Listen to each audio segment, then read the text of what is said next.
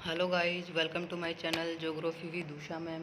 जो आज का अपना टॉपिक है वो बहुत ही इंटरेस्टिंग है और साथ के साथ अपन ने फर्स्ट और सेकंड यूनिट तो कंप्लीट कर ली हैं और अभी अपन स्टार्ट करेंगे थर्ड यूनिट में। एंट्री कर ली है अपन ने। जो आपका लेसन नंबर 12 है, बीए सेकंड सेम का जो लेसन नंबर 12 है, अपवर्तन चक्र। तो चलिए टॉपिक को स्टार्ट कर लेते हैं। अपवर्तन चक्र का सिद्धांत क्या होता है, अपवर्तन चक्र किसने दिया, क्या दिया, सारा का सारा आज अपन अच्छे से समझेंगे। तो बच्चे मोस्टली पूछते हैं कि इम्पोर्टेंट क्वेश्चन भी साथ के साथ बता दिया करो। तो ये बच्चे इम्पोर्टेंट ही है, आपको अच्छे से याद करना है। और दूसरी बात, कई बच्चे क्या कर लेते हैं कि जैसे अपन ने ये डाल रखी है, पीडीएफ डाल रखी है, तो इसका स्क्रीनशॉट लेके और इसी का रट्टा लगा लेते हैं। अगर रट्टा ही लगाना है बच्चे तो अपने स्क्रीनशॉट लेने का क्या फ़ायदा है। आपकी बुक में है, वहाँ पे आप देख लो। यहाँ मतलब क्या आता है, आप यूट्यूब पे आते हो, यूट्यूब चैनल पे देखते हो, तो इसका मतलब ये है कि आपको अच्छे से समझ में आना चाहिए। फिर बोलते हैं बच्चे कि मैम समझ में नहीं आया, ये चीज़ समझाओ, वो चीज़ समझाओ। और बाकी मैं पूरी कोशिश करती हूँ कि एक एक वर्ड भी यहाँ समझाने की मैं कोशिश करूँ। तो आप अच्छे से वीडियो को फर्स्ट से लेके लास्ट तक देखोगे। कई क्या करते हैं, स्किप कर करके देखते हैं। तो स्किप कर करके देखोगे तो बीच से चीज़ें निकल जाती हैं और वो फिर आपके दिमाग में नहीं चढ़ पाती हैं। तो एक तो वीडियो को स्किप ना करें, अच्छे से देखें। और जो ये टॉपिक जैसे अपन कर रहे हैं, ये आपका जैसे एक एक वर्ड इम्पोर्टेंट है। जो एक एक वर्ड से मैंने पहले ही बताया था कि क्वेश्चन आते रहते हैं, इंपॉर्टेंट क्वेश्चन आते रहते हैं। जो आपके पीएचडी का में इंट्रेंस टेस्ट दोगे, आगे नेट का दोगे, सेट का दोगे, कॉलेज लेक्चर का, पीजीटी का, तो उनमें काफ़ी बार बहुत सारे क्वेश्चन आते रहते हैं। तो आपके यहीं से क्लियर होते चले जाएंगे। अगर आप अभी से तैयारी शुरू कर दोगे तो बीए के बाद में ये लगा लो कि आप एमए करोगे, तो एमए का इंट्रेंस टेस्ट की तैयारी करनी पड़ेगी आपको 2 साल बाद। तो वो आपका एमए का BA first year, second year और फाइनल का इसी में से आएगा सारा कंप्लीट होके। तो वो आपको अच्छे से याद होगा, तभी तो आप दे पाओगे। लेकिन ये लगा लो कि 80% बच्चे तो ऐसे होते हैं कि हमें तो मतलब ही नहीं है, पास होने से मतलब है या अच्छे परसेंटेज होने से मतलब, बाद में वो बुक उठा के ही नहीं देखते। लेकिन आपको आगे जॉब करनी है और अच्छा अपना कैरियर बनाना है, तो आपको साथ के साथ सारी चीज़ें करनी पड़ेंगी, देखना भी पड़ेगा। आपको सेकंड ईयर में हो तो भी फर्स्ट का देखना पड़ेगा, फाइनल ईयर में हो तो सेकंड का देखना पड़ेगा।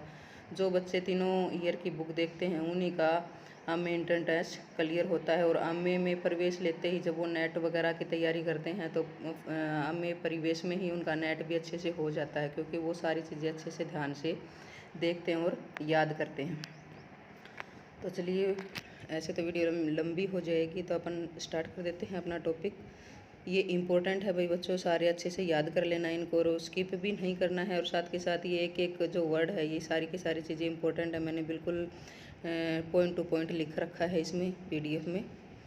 तो ये ध्यान रखना कि सारी चीज़ें ही इंपॉर्टेंट हैं, अच्छे से एक एक लाइन याद करनी है।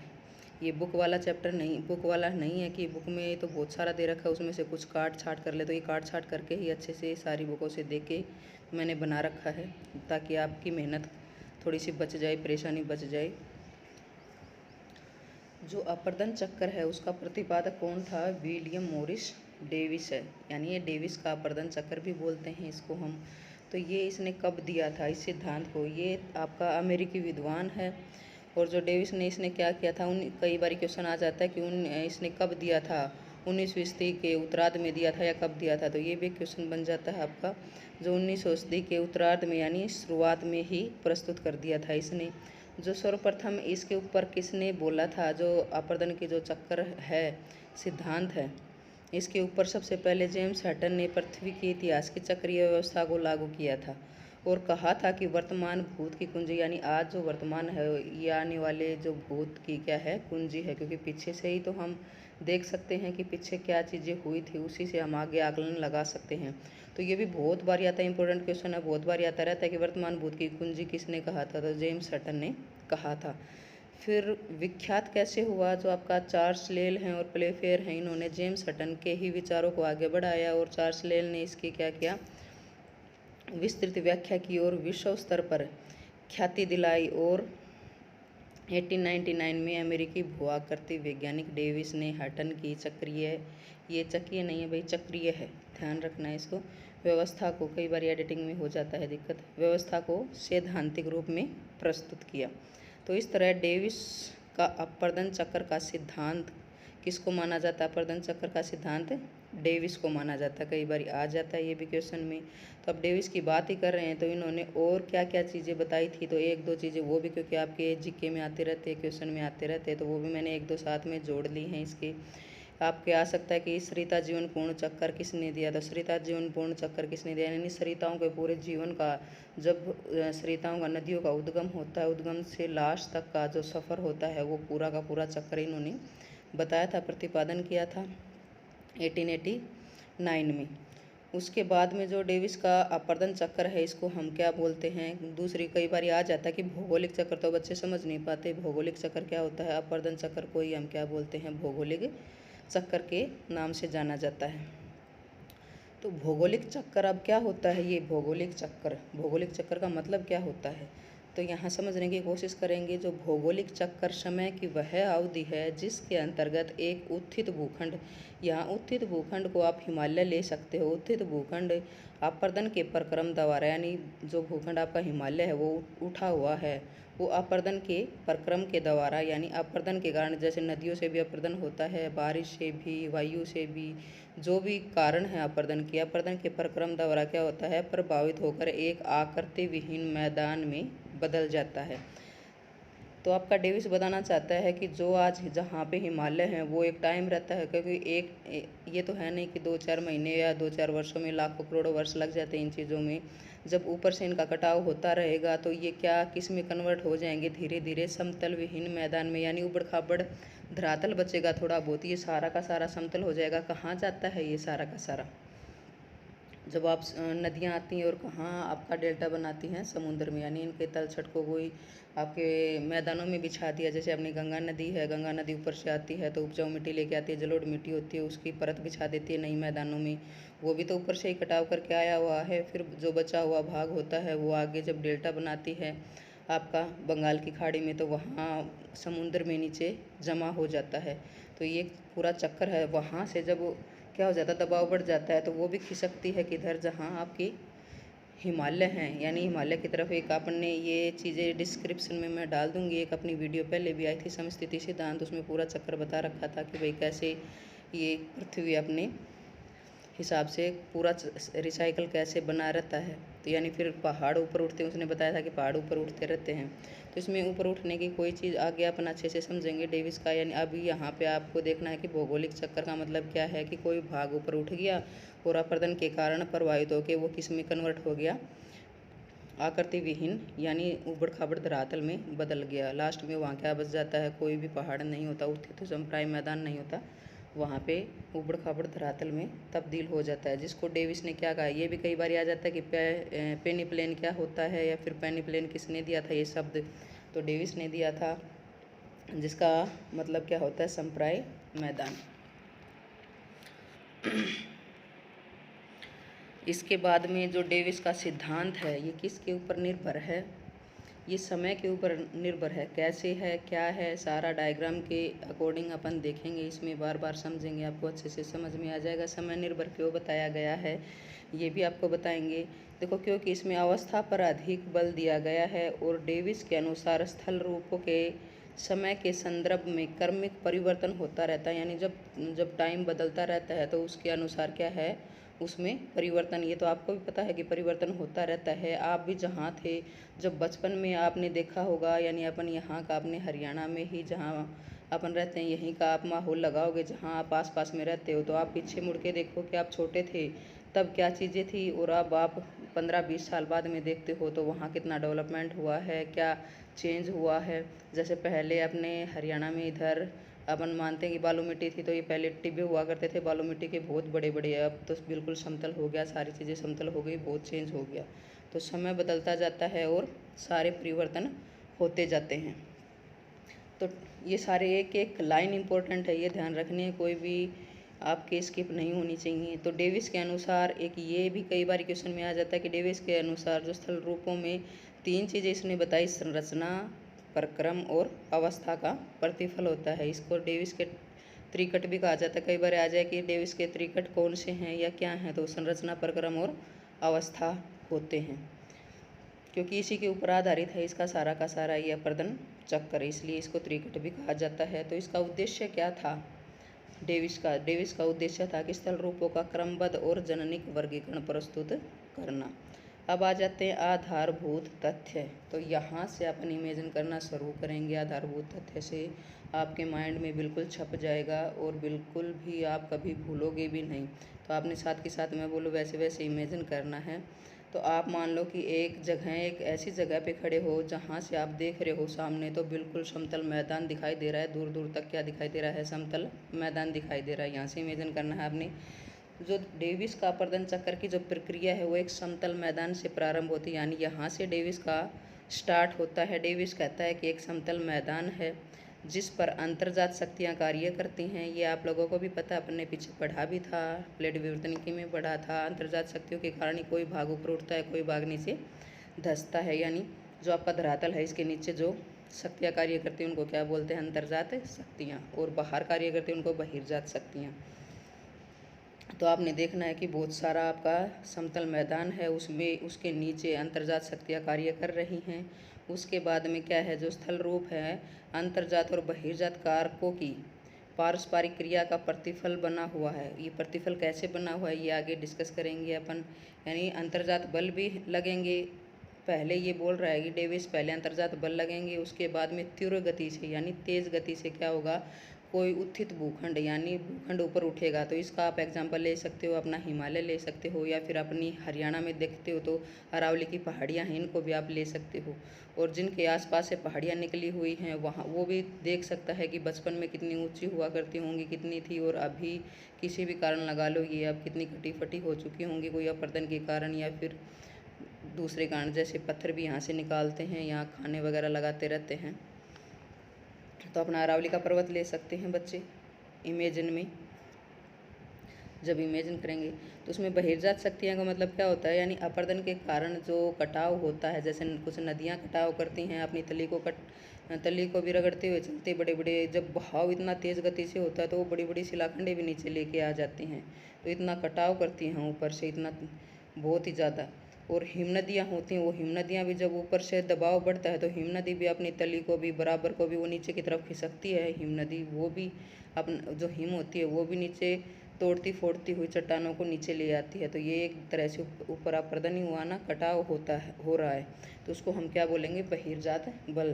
तो ये बोल रहा है कि जो स्थल रूप होते हैं आपके, जैसे जो भी आपका स्थल रूप आप सामने दिखाई दे रहा है वो अंतर्जात और बहिर्जात कारकों की पारस्परिक क्रिया का प्रतिफल है। यानी दोनों ही चीज़ें होती हैं उसका प्रतिफल है जो आप सामने दिखाई दे रहा है आपको। तो अंतर्जात शक्तियाँ हैं वो, अभी देखो यहाँ इसकी एक आलोचना भी आएगी, देखेंगे कि कैसे आएगी, आप लोगों को भी समझ में आएगा। कोशिश करते हैं। देखो ये बता रखा है अंतर्जात शक्तियाँ त्वरित अवस्था में उत्पन्न होती हैं। त्वरित का मतलब ये बोल रहा है, देखो आपने जो सामने आपने जो समतल मैदान दिखाई दे रहा है ये बोल रहा है कि अंतर्जात शक्तियाँ नीचे काम कर रही हैं और जस्ट वो काम करते ही ऊपर तीव्र गति से कम टाइम में तीव्र गति से कोई भूखंड ऊपर उठ जाता है। जैसे आपके अरावली के पर्वत ऊपर उठ गई कम टाइम में, ये बोल रहा है कि कम टाइम में, जबकि बहुत ज़्यादा टाइम लगता है इन चीज़ों में। तो ये किसके अकॉर्डिंग बता रहा है? कम टाइम, यानी जो अपरदन हो रहा है उससे कम टाइम में ये ऊपर उठता है। तो शक्तियों से त्वरित अवस्थाओं में उत्पन्न होता है और स्थलखंड का उत्थान तीव्र गति से लघु अवधि में, ये चीज़ ध्यान रखनी है आपने, तीव्र गति से उठता है और लघु अवधि यानी कम टाइम में उठता है, अवधि में पूर्ण होता है। अब जो आपने सामने समतल मैदान दिखाई दिया था वो ऊपर उठ गया। आप ये देखो कि वो चीज़ ऊपर उठ गई, वहाँ पहाड़ आ गए ऊपर। आप ये मानो कि पहाड़ी एरिया ऊपर डेवलप हो गया आपका अरावली का पर्वत। एक समझने के लिए अपन ये इमेजिन कर रहे हैं दिमाग में।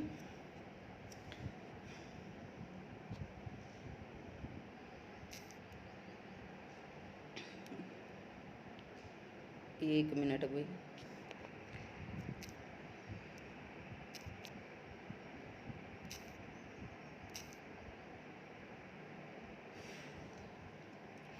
तो उसके बाद में बहिर्जात जो शक्तियां हैं,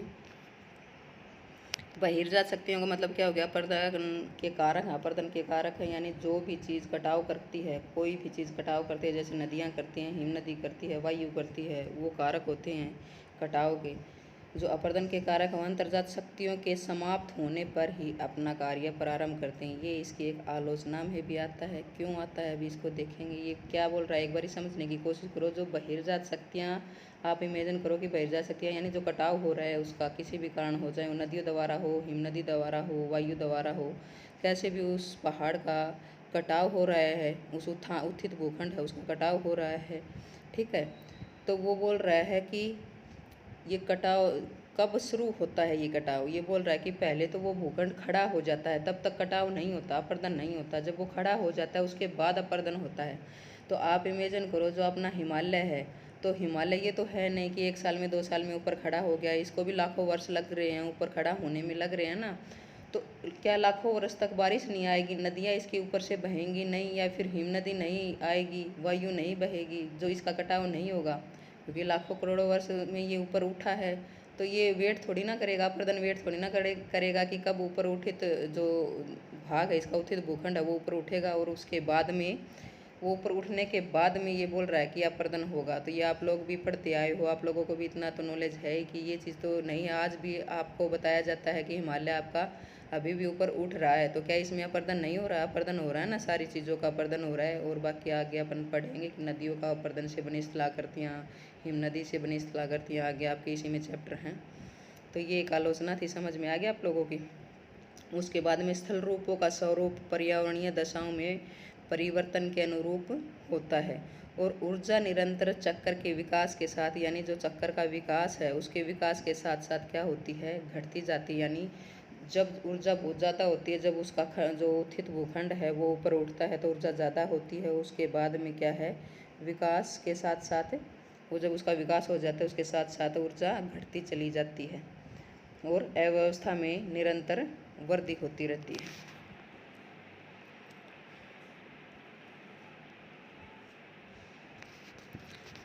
अब इसने डेविस ने क्या बताया, इसने 3 अवस्थाएं दी, 3 अवस्थाएं बताई हैं। जो भूखंड ऊपर उठे हुए हैं तो आप उनको सपोज करो कि हिमालय ही है या आपकी अरावली पहाड़ी है, जो भी आप सपोज करो अच्छा लगे वो। तो अपन इंडिया के बेस पे हिमालय ही देखते हैं कि भाई हिमालय है।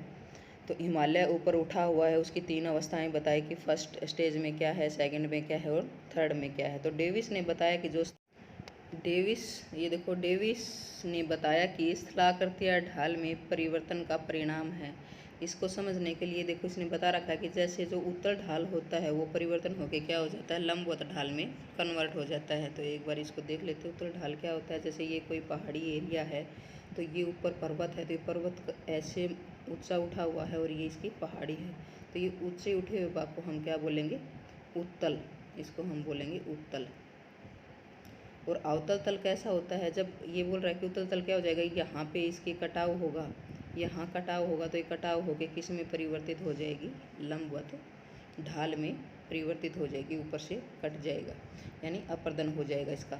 एक दूसरा होता है अवतल ढाल, अभी आपके प्रैक्टिकल में आएगा उत्तल ढाल, अवतल ढाल। तो अवतल का मतलब होता है ये नीचे की तरफ जो कटाव ज़्यादा ही होता चला जाए और ऐसे नीचे हो जाए, उसको हम क्या बोलते हैं, अवतल ढाल।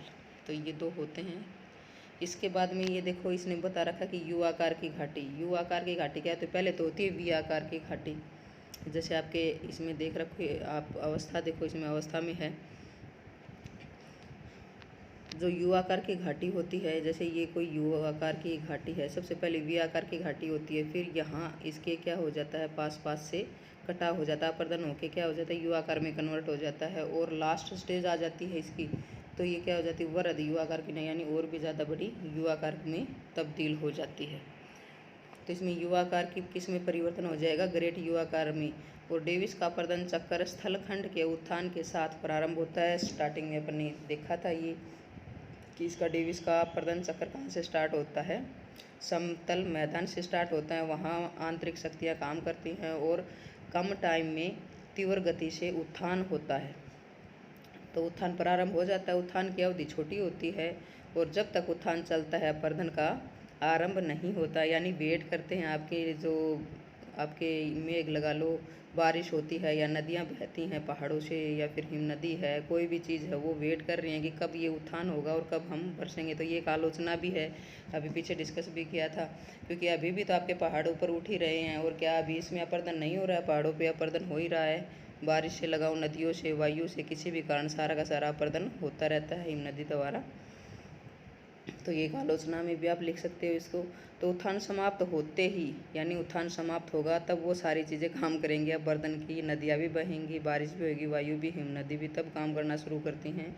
और अपर्दन प्रारंभ हो जाता है तो चक्कर के अंत तक चलता है। बाद में जो चक्कर है इसका उसके अंत तक चलता है, यानी ये बोल रहा है कि समतली मैदान रहेगा, बाद में ऊपर उठ जाएगा, भूखंड ऊपर उठ जाएगा, वो भी क्या हो जाएगा उस चक्कर के अंत में जो अपर्दन होता है किसी भी कारण उससे सारा का सारा अपर्दन हो जाएगा उस भाग का, यानी ऊपर उठे हुए भाग का सारे का अपर्दन हो जाएगा। और लास्ट में क्या बचेगा वहाँ पे ऊबड़ खाबड़ धरातल बचेगा, यानी समतल धरातल से स्टार्ट हुआ और लास्ट में चक्कर के अंत में भी क्या रहा वहाँ पे समतल धरातल हो जाता है।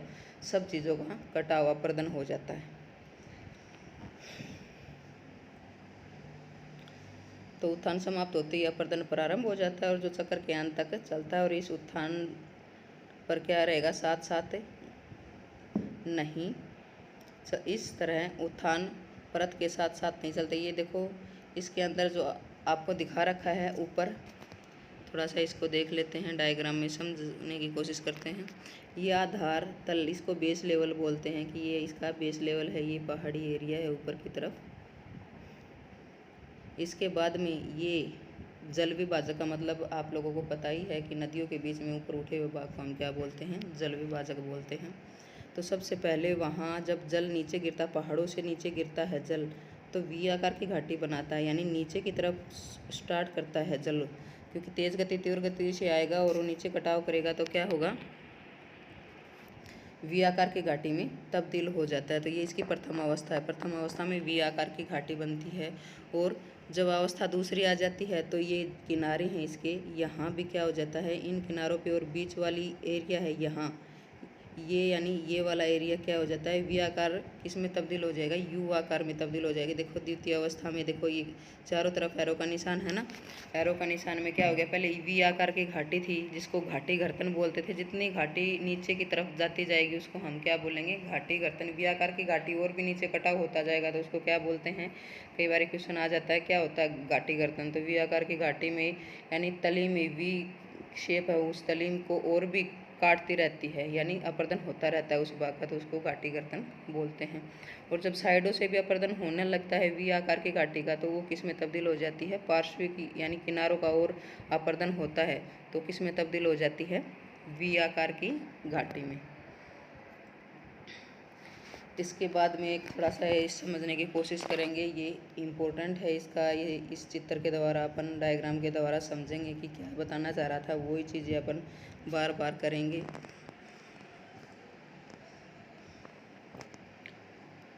तो डेविस अपर्दन का जो ग्राफ ये है, इसमें देखो ये इसका आधार तल है यानी बेस लेवल है। ये बोल रहा है कि समतल मैदान होता है पहले, सबसे पहले तो ये जो समतल मैदान है इसमें तीव्र गति से क्या होता है, उत्थान होता है तीव्र गति से। तो ये लास्ट स्टेज है जहाँ पे ए लिख रखा है ना, ये लास्ट स्टेज है उत्थान होने की, यानी यहाँ तक उत्थान हो गया इसका। और उत्थान होने के बाद में क्या है, अब बाद में उत्थान होने के बाद में अपर्दन शुरू होता है। तो यहाँ इसका उत्थान हो गया, होना शुरू हो गया। और उत्थान होने के बाद में इसने 3 अवस्थाएं बताई। पहले तो युवा अवस्था बताई, यानी युवा अवस्था में रहती है, उसके बाद में प्रौढ़ावस्था, फिर वृद्धावस्था। वृद्धावस्था में क्या हो जाता है, काट छाट करके आपका उबड़ खाबड़ रातल में रह जाता है। तो ये ए, अब ये सारी चीज़ें आपने समझनी है अच्छे से, थोड़ा सा ध्यान से। ए का मतलब देखो ये ऊपर सारी चीज़ें दे रखी। ए का मतलब क्या होता है, उत्थान समाप्त हो जाता है। ए का मतलब उत्थान यहाँ पे समाप्त हो जाता है। और ए, फिर ये देखो डी है और यहाँ पे जी है, देखो ये यहाँ एच और जी है यहाँ पे, तो ऊपर वाला जी है, नीचे वाला, यानी ये तो जो 2 लाइनें हैं आपको दिखाई दे रही हैं, ये देखो एक तो ये ऊपर वाली लाइन है, ये तो इसकी उच्चतम ऊंचाई है और ये इसकी निम्नतम है नीचे वाली।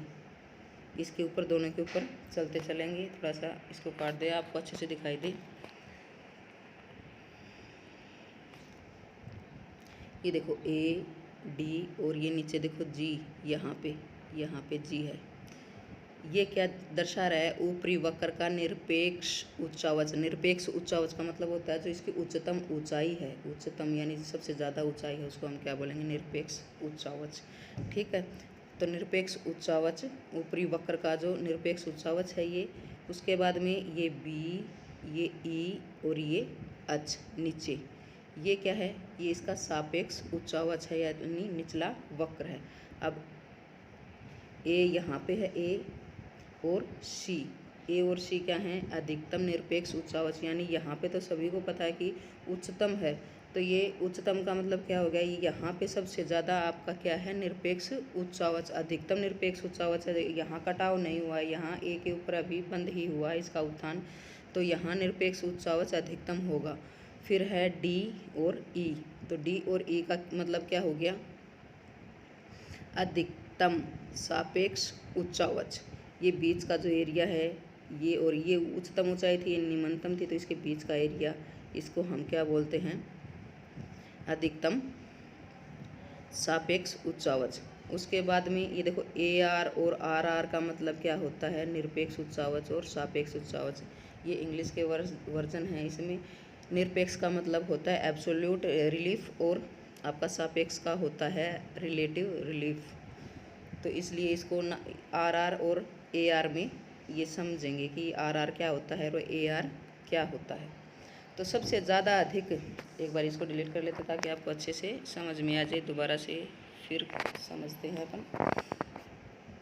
तो यहाँ इसका क्या हो गया, ए के ऊपर इसका बंद हो गया, अब यहाँ से इसका कटाव शुरू हो गया, तो ऊपर से नदियाँ बहती हैं, हिम नदी के कारण क्या होता है, यहाँ देखो इसका ऊंचाई का यानी ऊपर उठे हुए भाग का अपर्दन हो रहा है नीचे तक, ये अपर्दन हो रहा है, जो वी आकार की घाटी बनना शुरू हो रही है, तो इसको हम क्या बोलते हैं, घाटी घर्तन, यानी नीचे की तरफ कटाव करती है, तो उसको हम क्या बोलते हैं, वी आकार की घाटी को नीचे की तरफ, उसको घाटी घर्तन बोलते हैं।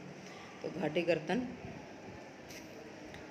अब ये फर्स्ट स्टेज में तो देखो सारी चीज़ें हैं, फर्स्ट स्टेज में क्या है, सारी की सारी चीज़ें हैं इसमें, और सेकंड स्टेज में क्या हो जाता है, दोनों ही चीज़ों में आपकी सापेक्ष और निरपेक्ष में जो आपका निरपेक्ष उच्चावच है उसमें तो कमी आने लगती है, क्योंकि ये ऊपर वाला आपका निरपेक्ष उच्चावच था, ये कटाव हो जाता, कटाव होके नीचा होने लगता है, तो इसमें कमी आ जाती है, और आर आर आपके यानी सापेक्ष उच्चावच है वो स्थिर रहता है, और लास्ट में दोनों में ही कमी आ जाती है। ये तीनों चीज़ें आपने लिखनी है। ये देखो ये लास्ट में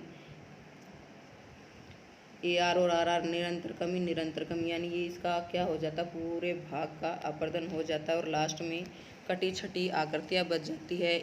ये भी एक क्वेश्चन आता है जीके का, जिसको जो छोटी छोटी कटाफटा जो उच्चावच बचता है उसमें उठी हुई पहाड़ियाँ हैं, उनको क्या बोला है, मोनेड नोक, यानी ये आ जाए कि मोनेड नोक क्या होता है, किसने दिया था, तो डेविस ने दिया था। मोनेड नोक होते क्या हैं, तो अपर्दन चक्र के लास्ट में कटी फटी जो स्थलाकृतियाँ बचती हैं उनको हम क्या बोलते हैं, मोनेड नोक बोलते हैं। तो यहाँ उसका चक्कर का अंत हो जाता है। तो ये चीज़ आपको समझ में आई। युवावस्था, फर्स्ट भाग युवावस्था, फिर है आपका प्रौढ़ावस्था, और उसके बाद में वर्धावस्था में लास्ट में क्या बच जाता है, वही समतल मैदान हो, पहले तो समतल मैदान था, बाद में उबड़ खाबड़ धरातल में आ जाता है। अब इसने 3 अवस्थाएं बताई थी, अपन ने कोशिश करी उसी में 3 अवस्थाएं जो डायग्राम था उसमें देखना है आपने, वो डायग्राम देख के और ये अवस्थाएं पढ़नी है साथ के साथ कि प्रथम अवस्था में क्या होता है। प्रथम अवस्था में ऊपर उठता है भाग और वो उसके बाद में अपर्दन शुरू हो जाता है, वो क्या थी, प्रथम अवस्था। तो प्रथम अवस्था में क्या क्या चीज़ें होती हैं ये यहाँ भी आपको समझ में आ जाएगा, और आगे भी प्रथम द्वितीय और तृतीय अवस्थाएँ होंगी नदियों की, उनमें भी आपको समझ में आ जाएगा, उनसे रिलेटेड है ये, तो वहाँ भी समझने की कोशिश करेंगे। तो यहाँ पे आपका जो प्रथम अवस्था है, सरिताओं का विकास होता है, यानी नदियों का विकास होता है, और शीर्षवर्ती कटाव से नदी अपनी लंबाई बढ़ाती है। शीर्षवर्ती कटाव क्या होता है, जैसे ऊपर से नदियाँ आएंगी तो शीर्षवर्ती कटाव करेंगी, ऐसे अपने ऊपर से नीचे करेंगे तो ऊपर की तरफ ऐसे कटाव बढ़ता जाता है, तो उसको हम क्या बोलते हैं, नदी के पानी से बहाव से कटाव बढ़ता जाता है, तो उसको हम क्या बोलेंगे, शीर्षवर्ती कटाव। द्वारा सतियाँ क्या करती हैं, अपहरण, जैसे आपका ड्रेनेज सिस्टम है, ये कोई पहाड़ी एरिया है, यहाँ पे नदियाँ बह रही हैं, ये मेन नदी है, ये छोटी छोटी नदियाँ हैं, तो ये क्या करेगी, ऊपर से जब बहाव आता है तो ऊपर की तरफ कटाव करना शुरू कर देती, क्या है, ऊपर की तरफ कटाव करेगी, तो इस नदी को कैप्चर कर लेगी, यहाँ से कटाव होना शुरू हो जाएगा, इस नदी को कैप्चर कर लेगी, इधर इस नदी को, इधर इस नदी को, ऐसे एक पूरा स्टेज बन जाता है। ये ऊपर से कटाव करते करते तो जो 4-5 नदियाँ वहाँ पे बहती हैं उनको जिसको क्या बोलते हैं सरिता अपहरण भी बोल देते हैं। देखो ये नीचे लिख रखा है आपका लेसन नंबर, ये आपका जो लाइन नंबर 3 है, सरिताओं का अपहरण करना। तो समझ गए ना सरिताओं का अपहरण कैसे करती है। ऊपर ये शीर्षवर्ती कटाव करती है, ऊपर की तरफ कटाव करती है, यानी पर्वतों के ऊपर की तरफ कटाव होता जाता है। तो उसमें आपकी जो छोटी मोटी नदियां हैं वो इसी में मिल जाती हैं, जिसको क्या बोलते हैं सरिता अपहरण की बोलते हैं। तो नदियों का ऊर्ध्वाधर कटाव द्वारा अपनी घाटी को गहरा भी करती है, यानी ऊर्ध्वाधर भी कटाव करती है। उससे क्या होगा, घाटी का गहरा होता है, जिसको क्या बोलते हैं अभी समझा था पीछे, घाटी घर्तन बोलते हैं। फिर उत्तल पार्श्व ढाल, अभी पीछे पढ़ा भी था कि उत्तल ढाल कैसे, उत्तल पार्श्व ढाल वाली वी आकार की घाटी का निर्माण होता है। यानी जो आपकी घाटी कैसी होती है वी आकार की, देखो ऐसे उत्तल, ये बताया था नहीं ये कोई पहाड़ी एरिया है, तो ये ढाल उत्तल होते हैं। देखो ये उत्तल ऊपर की तरफ उठे हुए ढाल को हम क्या बोलेंगे, उत्तल। इसको हम क्या बोलेंगे, वी आकार की घाटी। तो वी आकार की घाटी का निर्माण होता है, किस स्टेज में होता है, ये भी आ जाए क्वेश्चन में कि किस स्टेज में वी आकार की घाटी का, तो प्रथम अवस्था में घाटी का निर्माण होता है। उसके बाद में इस अवस्था में उच्च ऊर्जा वाले स्थल रूपों का निर्माण और अव्यवस्था न्यूनतम होती है। पहाड़ियों के शिखर अपरदन से क्या हो जाते हैं, अप्रभावित होते हैं, जो शिखर होते हैं उनको, और निरपेक्ष उच्चावच स्थिर रहता है, क्योंकि पहाड़ी शिखर अपरदन नगण्य है। और सापेक्ष उच्चावच में वृद्धि होती है, क्योंकि नदी अपनी घाटी की तली को क्या करती है, गहरा करती जाती है। और द्वितीय अवस्था में क्या होता है, देखो ये वाली द्वितीय अवस्था, देखो ये तो युवावस्था थी, ये प्रौढ़ावस्था और वृद्धावस्था, जो प्रौढ़ावस्था इसको द्वितीय अवस्था बोला गया है। इसमें क्या है, शीर्षवर्ती अपरदन प्रारंभ हो जाता है और लंबवत अपरदन में कमी आ जाती है। ये जो बताया था कि इसमें जो वी आकार की घाटी किसमें बदल जाती है, जो इसके अवतल ढाल थे वहाँ पे कटाव होता है, और साइडों में कटाव करके वी आकार की घाटी को किसमें तब्दील कर देती है, अपरदन करके वी आकार में। तो देखो लंबवत अपरदन में कमी होती है, और पार्श्विक अपरदन के कारण घाटी का चौड़ा होना शुरू हो जाता है। एक बार ये आप लोगों को ये थोड़ा समझा दें, जैसे वी आकार की ये घाटी थी, ये कोई घाटी है, ये उत्तल ढाल हैं इसके, ये वी आकार की घाटी है। तो पहले सीधा अपरदन कहाँ होता था, नीचे, तो वी आकार की घाटी होती थी। फिर पार्श्विक ढालों पे, ये इसके पार्श्विक ढाल है, यहाँ पे क्या होगा, अपरदन होना शुरू हो जाएगा। तो अपरदन का मतलब क्या होता है, कटाव होता है। तो यहाँ अपरदन शुरू हो जाएगा, तो क्या होगा, यहाँ अपरदन शुरू होके किसमें तब्दील हो जाएगी, यू आकार की घाटी में। तो इस भाग का कटाव हो जाएगा। तो जल विभाजक शिखरों के अपरदन के कारण निरपेक्ष उच्चावच में कमी आती जाएगी, जहाँ अपन ने डायग्राम में पढ़ा था। आपने इतना सा याद करना है कि ऊपर तो दोनों सेम रहती हैं फर्स्ट अवस्था में, तो सापेक्ष और निरपेक्ष, और दूसरी अवस्था में क्या होती हैं आपकी, देखो यहाँ पे इसमें दूसरी अवस्था में जो ए आर है यानी निरपेक्ष उच्चावच है उसमें कमी आती है। बस इतना सा एक ये चीज़ आपने पॉइंट नोट करना है, और कुछ भी याद नहीं करना। ऊपर तो दोनों में वृद्धि रहती है, देखो फर्स्ट अवस्था में तो दोनों में वृद्धि हो जाएगी, ये दे रखा है इसमें।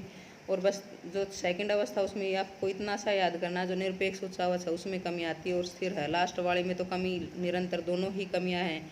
लास्ट वाले स्टेज में कमियां हैं और फर्स्ट वाले स्टेज में दोनों ही स्थिर हैं। बीच वाले स्टेज में एक में कमी आती है, बस ये ध्यान रखना है, और स्थिर रहती है।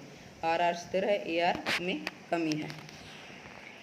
तो इसके बाद में जो प्रारंभिक प्रौढ़ अवस्था में सापेक्ष उच्चावच स्थिर रहती है, क्योंकि इतना शीर्ष पहाड़ी का कटाव होता है उतना ही घाटी की तली गहरी होती जाती है। ये चीज़ समझने की कोशिश करते हैं कि कैसे तली घाटी में, जैसे ऊपर से जब कटाव होता है, ये घाटी है तो यहाँ से कटाव होगा, तो ये जितना नीचे, देखो वी आकार की घाटी, ये जितना भी नीचे और भी कटाव, नीचे तो कटाव करेगी, ये ऊपर से कटाव, जितना ऊपर से यहाँ से कटाव होगा, यहाँ अपरदन होगा, उतना ही ये नीचे घाटी को क्या कर देगी, और कटाव कर देगी। तो घाटी की जितनी लंबाई होती है वो उतनी ही रहती है।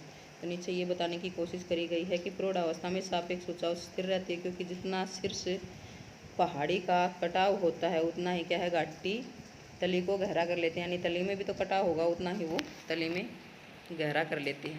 इसके बाद में देखो, लेकिन उत्तर प्रौढ़ावस्था में क्या करती है, सापेक्ष उच्चावच कम होने लगती है, क्योंकि शीर्ष भाग का कटाव बढ़ जाता है और तली का कटाव मंद हो जाता है। यानी तली में देखो, ये डायग्राम में देखो आप, तली में कम हो जाता है। तो ये तृतीय अवस्था है इसकी, देखो उबड़ खाबड़ धरातल की तरह रह गया ना, बिल्कुल यू आकार की बहुत लंबी लंबी घाटियाँ हो जाती हैं, यानी पहाड़ी एरिया ऊपर से सारा कट फिर जाता है, छोटी छोटी पहाड़ियाँ रह जाती हैं और वी आकार की घाटी में तब्दील हो जाती हैं। तो देखो ऊर्ध्वाधर कटाव जो तृतीय अवस्था है, इसमें क्या होता है, ऊर्ध्वाधर कटाव समाप्त हो जाता है। और पार्श्व, पार्श्व का मतलब किनारे समझते हो ना, ऊर्ध्वाधर समझते हो ना। पार्श्व यानी अपर्दन और घाटी का चौड़ा होना जारी रहता है, और जिस कारण घाटियाँ अत्यधिक उथली और चौड़ी हो जाती हैं, जिसका पार्श्व ढाल उत्तल हो जाता, अवतल, पार्श्व ढाल अवतल हो जाता। मैंने अभी आप लोगों को बताया था कि उत्तल क्या होता है और अवतल क्या होता है। ये भाग फिर से बता देती हूँ। ये भाग देखो, ऊपर उठे हुए भाग को उत्तल बोलते हैं और नीचे वाले भाग को क्या बोलते हैं हम, अवतल। इस भाग को अवतल और इस भाग को उत्तल। तो ये देखो, ये वृहद यू आकार की घाटियाँ किस में तब्दील हो जाती हैं, वृहद यू आकार की घाटियों में, अवतल में। उत्तल ढाल किस में कन्वर्ट हो जाएंगी, अवतल में, जिससे वृहद वी आकार की घाटी बन जाएंगी। तो जिसका पार्श्व ढाल अवतल हो जाता है, ये ग्रेट यू आकार की यानी बहुत बड़ी यू आकार की घाटियाँ बन जाती हैं। तो उत्तरवर्ध अवस्था में नदी आधार तल को प्राप्त हो जाती है, यानी ये नीचे मैदानों में आ जाती हैं और समस्त उच्चावच आकृति विहीन मैदान में बदल जाता है, जहाँ अधिकतम व्यवस्था और उत्क्रम माप होता है। और कुछ अवशिष्ट पहाड़ियाँ, पीछे भी अपन ने डिस्कस किया था, कुछ अवशिष्ट पहाड़ियाँ रह जाती हैं, जिसको क्या बोला था डेविस ने, मोनेड नोक बोला था। तो इस उबड़ खाबड़ समतल प्राय मैदान को डेविस ने क्या बोला था, जो फर्स्ट पेज पे अपन ने डिस्कस किया था, ये जीके में भी आता रहता है, पेनी प्लेन। तो ये आपका अपर्दन चक्र था डेविस का, बहुत ही इजी है, समझ में आएगा ये जब आप दिमाग में इमेजिन करते चलोगे, इसके पढ़ते चलोगे और इमेजिन करते चलोगे। एक बार छोटा सा 1 मिनट में फिर दोहरा लेते हैं। जो डेविस का अपर्दन चक्र था, उसको आप इमेजिन करो माइंड में कि आप सामने आपके धरातल है और अंदर जो धरातल के नीचे आंतरिक शक्तियाँ काम कर रही हैं। उन आंतरिक शक्तियों से भाग क्या हो गया, जो आपका समतल भाग था वो ऊपर उठ गया, यानी जैसे पहाड़ उठे हुए हैं ऊपर उठ गया, वो तीव्र गति से उठा और कम टाइम में उठा, यानी कम समय में तीव्र गति से ऊपर उठ गया। और जब तक ऊपर उठा तब तक उसमें कोई अपर्दन नहीं हुआ। जब ऊपर उठ गया उसके बाद अपर्दन वहाँ पे शुरू होता है, और शुरू हो गया अपर्दन वो कट पड़ जाता है। पहले यू आकार की घाटी, फिर वी आकार की, फिर वृहद वी आकार की घाटी, ऐसे करके सारा कटाव हो के क्या बन जाता है लास्ट में, फिर किस में आ जाता है, वो मैदान में तब्दील हो जाता है, संप्राय मैदान। और उसमें जो उबड़ खाबड़ स्थलाकृतियाँ थी, जो पहाड़ियाँ थी, उसमें उसको क्या कहा था, मोनेड नोक बताया गया था। तो ये आपका डेविस का अपर्दन चक्कर है, इम्पोर्टेंट है, काफ़ी बार लगभग आता ही रहता है ये क्वेश्चन। आप अच्छे से याद कर लेना। कुछ समझ में ना आए तो आप कमेंट्स में डाल सकते हो। धन्यवाद।